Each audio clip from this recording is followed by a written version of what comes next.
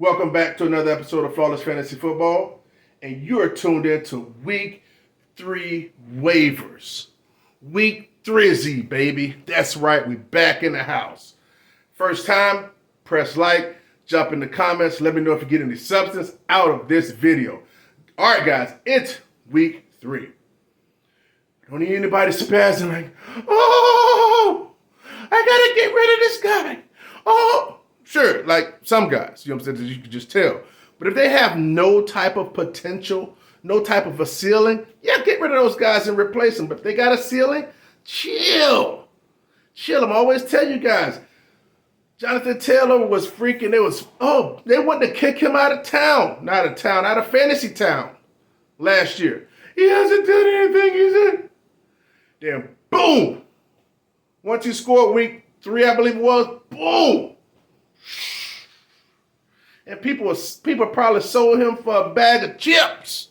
The cheap chips, not the Lay's or the Frito-Lay, the cheap ones. The ones at the corner store that for like 25 cents. Yeah, those. Anyway, let's get to it, guys. Not going to hold you. I'm stay kind of precise as I can. Let's get to it. We're going to jump into the quarterbacks first. First. All right. Well, all depends. If you need a quarterback this week, let's say if you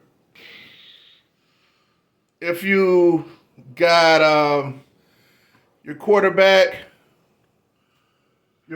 from the Chargers, our main man over there. So hopefully, if you had a Justin Herbert issue, he might play this week. He might not.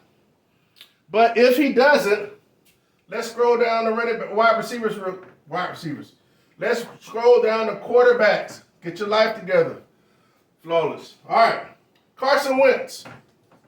I had him on the list last week, guys.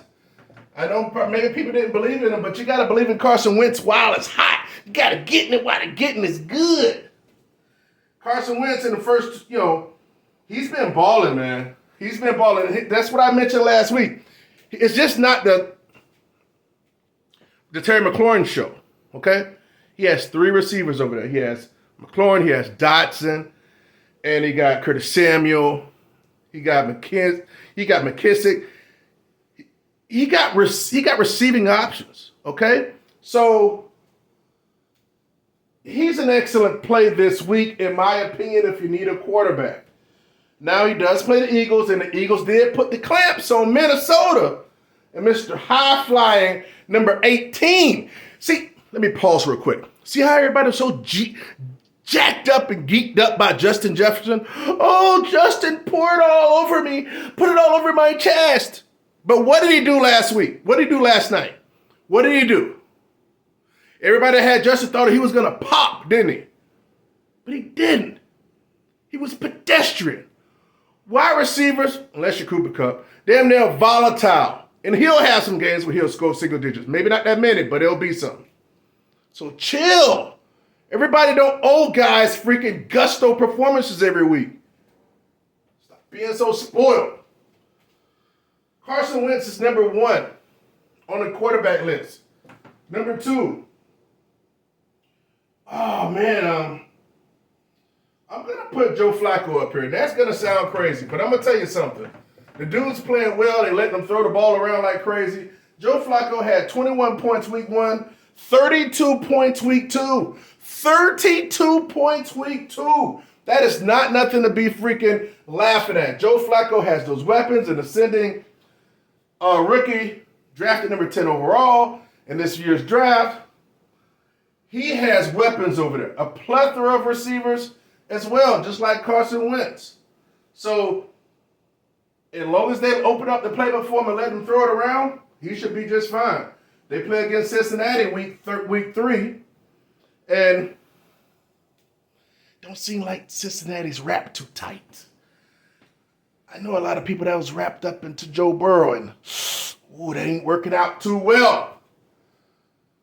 Because it doesn't pay to always be drafting quarterbacks middle. You might get Lamar and get lucky, like some of us have, that I know within the community. But just go Allen. Don't have to worry about it. All right, number 3. We're going to go with Mr. Golf here.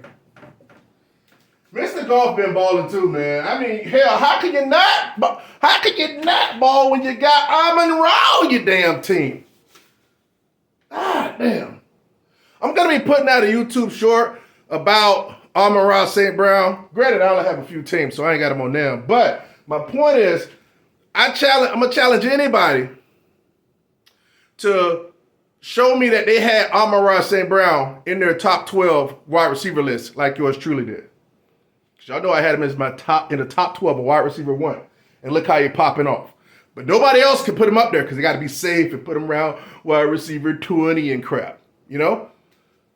But yeah, anyway, this is the quarterback. Just the quarterback part. So, Golf been balling, man. And I'm going to need y'all to support that YouTube short when you see it, too. Share it. I don't care what you do. But just like it and watch it.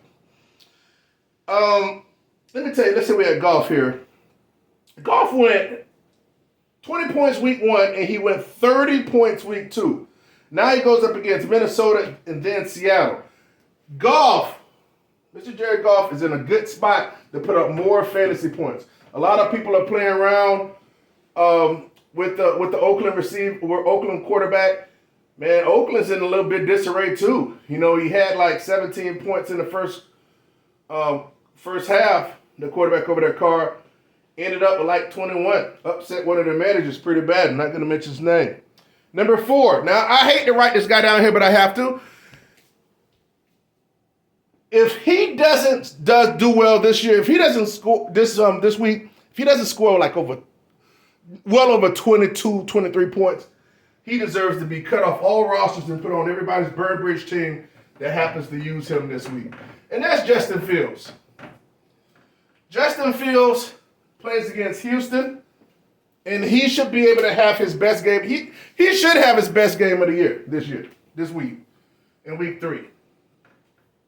Because he's done absolutely diddly squat these first 2 weeks. But if you're in need of a QB, again, because if you don't have Herbert, or if you have some other type of QB issue, feel free to take a flyer on Justin Fields. Again, if he doesn't make it there, he need to be on your All-Burn Bridge team. All-Burn Bridge team is basically means like somebody that really does you dirty. They really screw you over and they just sabotage your team in a situation where they should have flourished. You got to put them on the All-Burn Bridge team. Here's the caveat with the All-Burn Bridge team, though. You can't never roster them again. So once you verbally put them on the All-Burn Bridge team, they have to stay because if you take them off the Burn Bridge team, that's a curse. That's neither here or there. That's just some insight of my world in fantasy. Let's get back. Here are the quarterbacks for week 3 waivers. Carson Wentz, Joe Flacco, Jared Goff, Justin Fields. Let's move to the running backs. All right. Okay, now let's get to the running backs. Now I can name a boatload of running backs, but I'm not. I can list them, but I'm not. So I'll mention some. But first I'm going to start off with Darrell Williams. Now, it's still Tuesday, so we don't know the extent of Connor's injury.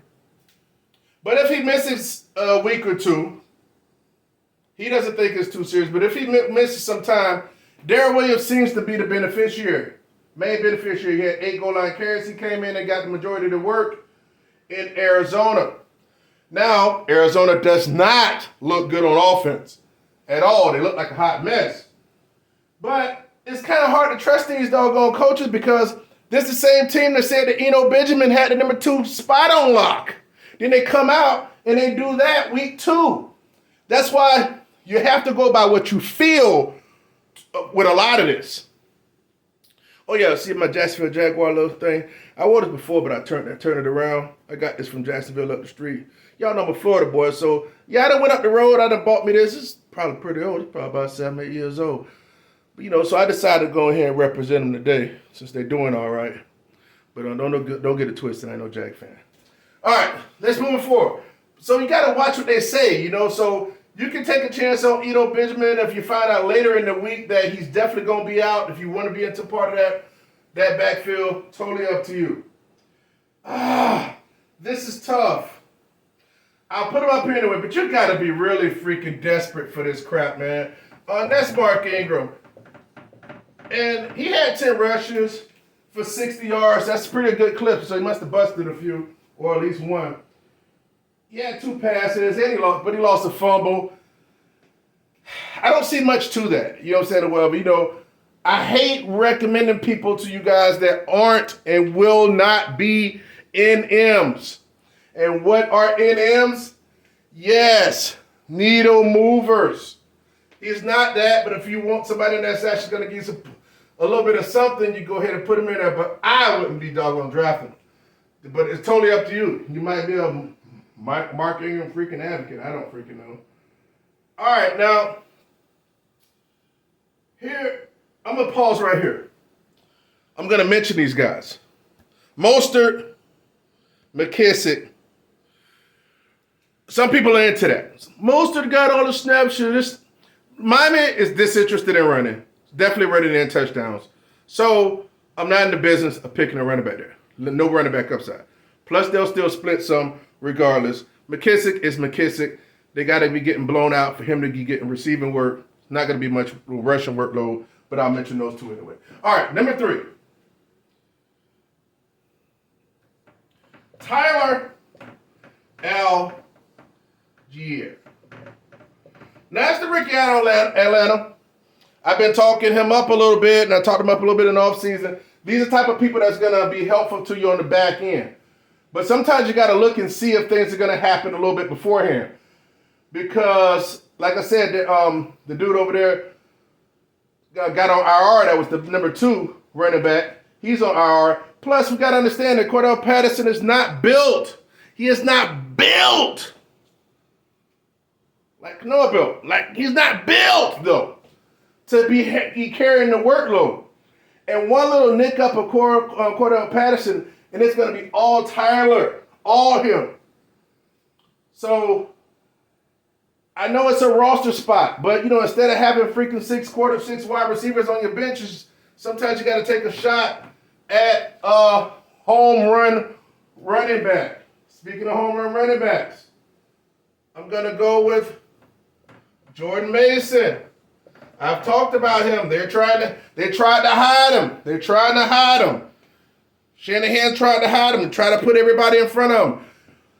Of course, lead back goes down, right? He went down. Of course he did, because he glass in San Fran. My beloved San Fran. And then Ty Price. They put Wilson as the back number 2. Then Ty Price went down. He's on IR for 4 to 6 weeks. So guess who's the number 2? Guess who's not pedestrian like Wilson? All right? I told you guys I put them on my freaking Nugget reports. My Golden Nuggets is going to happen. It's only 2 games in the books. But when these dogs are leading and they rushing and they going crazy, hey, don't say I ain't tell you. All right? So those are my running backs. Not going to get too crazy. Let's get to the wide receivers. Now I have 4 wide receivers. Could have made the list a little bit longer, but no, I'm not. Here we go right here. Garrett Wilson, breakout wide receiver for the Jets this past week. This is something we should have saw coming, but sometimes we don't let the first week or 1 week get the best of us. He had 8 targets week 1. That's saying something. But, they were throwing like crazy, right? Then he came back and had 14 targets week 2. Had that 8 for 102 and 2 touchdown stat line. And everybody's oozing all over Garrett Wilson. I understand. The guy was a first round number 10 overall pick. And he's definitely shown what he has right now. The only problem is how long they're going to have Flacco in there. Because when the one guy comes back, I feel it's going to hurt the passing game. But for now, run with Garrett Wilson.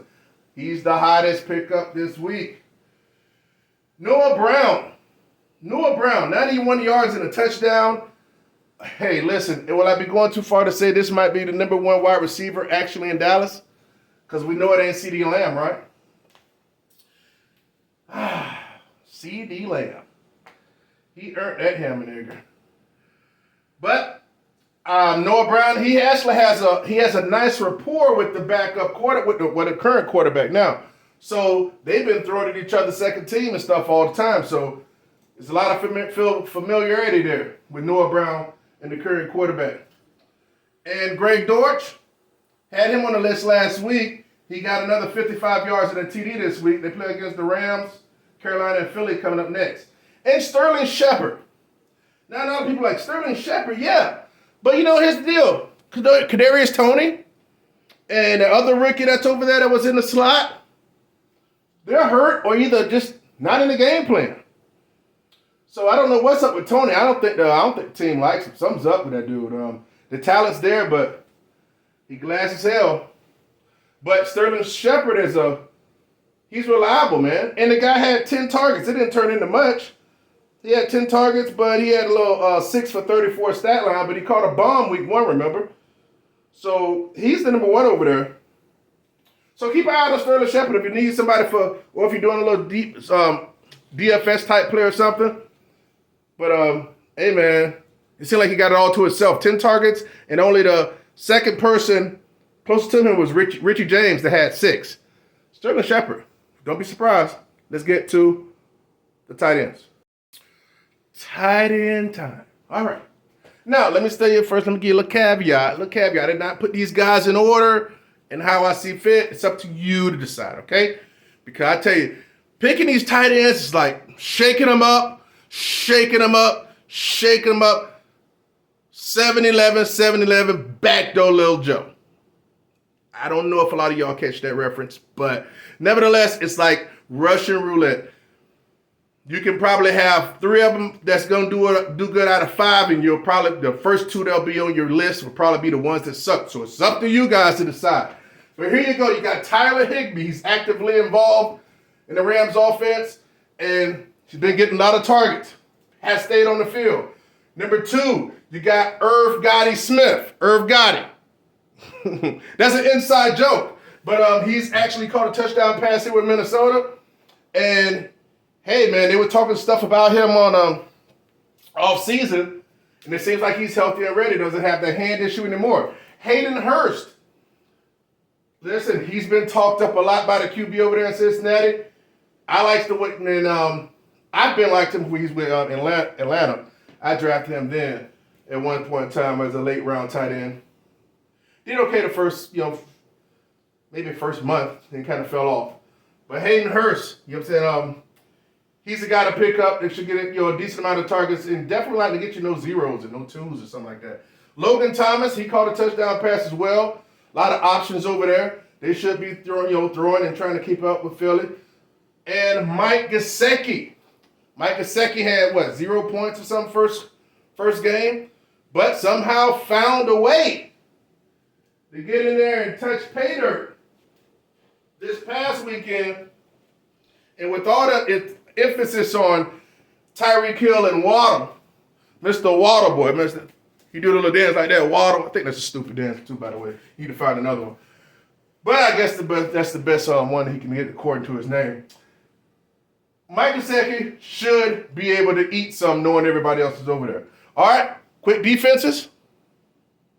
Like I just said, and we're going to go ahead and get you up out of here. Number 1, number 2.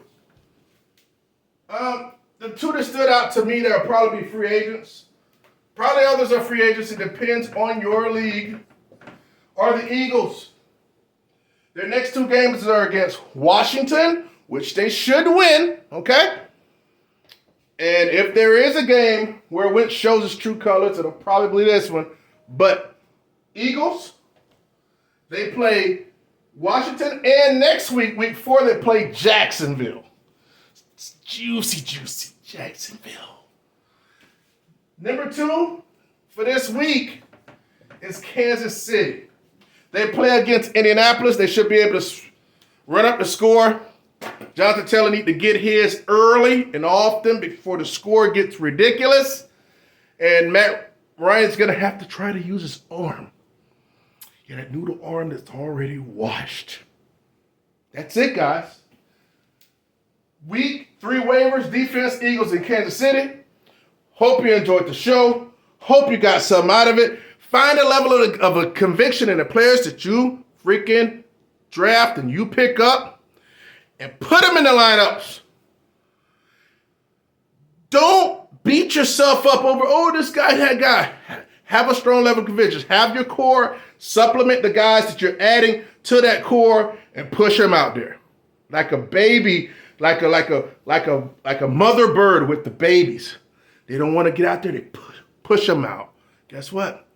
They're gonna perform. I don't know where that analogy comes from, but let's go with it. Like, comment, subscribe. Flawless Fantasy Football, where you hear what you need to hear, not what you want to hear. Let's get with it, baby. Flawless.